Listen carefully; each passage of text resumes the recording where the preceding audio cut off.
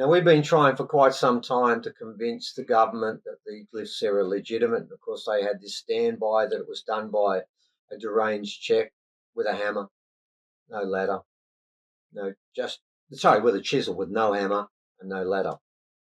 And they've stuck by it. And then they said, it could have been students from Sydney Uni, and they're stuck by that one too. Now, I rang up the ABC and I tried a different track.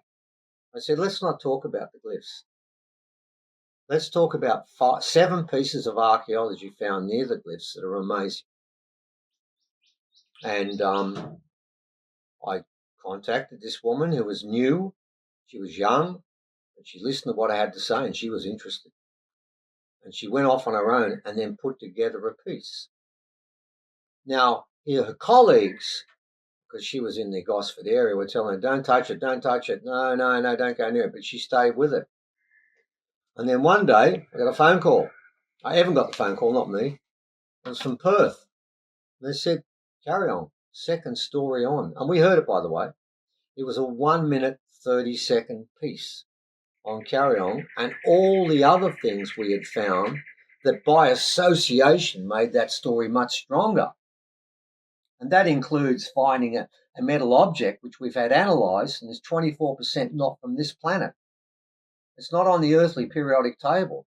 And the 2 elements that are there, which is aluminium at 73% and copper at 3%, is an alloy. It's been made for quite some time, but it's made today with around 10 to 12%.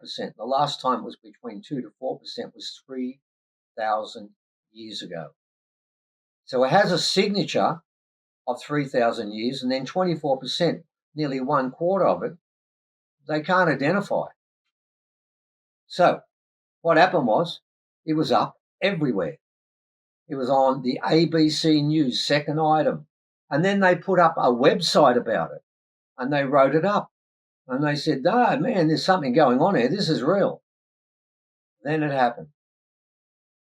By 9 o'clock, it had been taken off every news bulletin in Australia. Everywhere. It's gone.